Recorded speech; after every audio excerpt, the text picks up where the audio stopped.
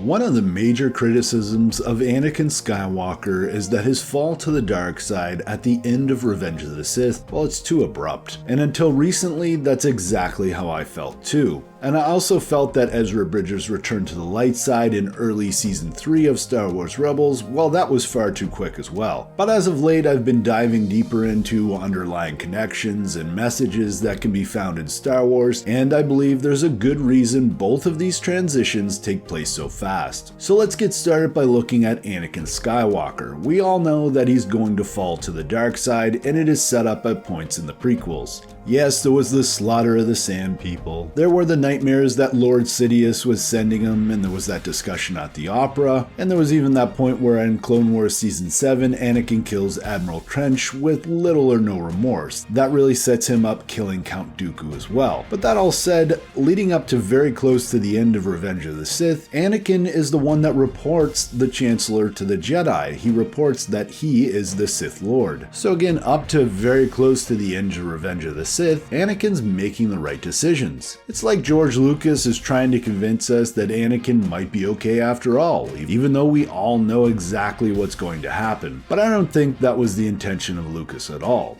I think Anakin's turn is meant to be quite abrupt, and I think this is supposed to send an important message to us all. A message that what seems like good people with good intentions can make one wrong decision that turns it all upside down. Not convinced? Well, think about Anakin as he's presented in The Phantom Menace. The book Star Wars Heresy does a good job of making this point, stating Anakin Skywalker is an innocent, idealistic, sandy-haired Muppet when audiences meet him, possessing not just impressive mechanical skills, but an open and honest heart, despite the original trilogy laying all the seeds of his betrayal.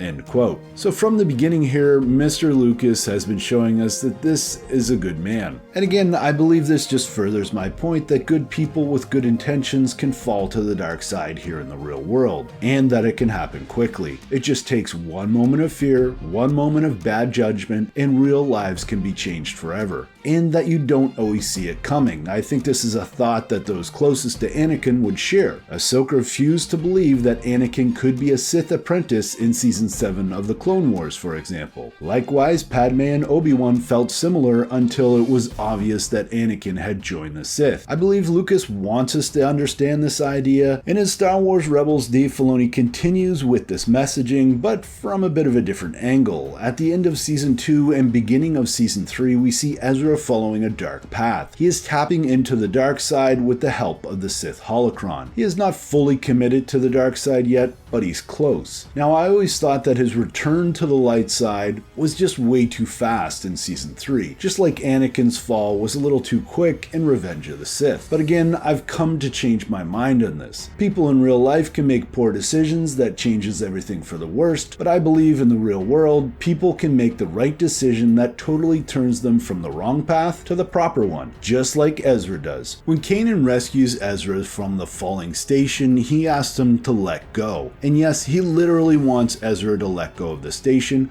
but he also wants Ezra to let go of this idea. This idea that he must become all-powerful to destroy the Sith. He wants the power to destroy them to make up for Kanan being blinded, and from his point of view, Ahsoka being killed.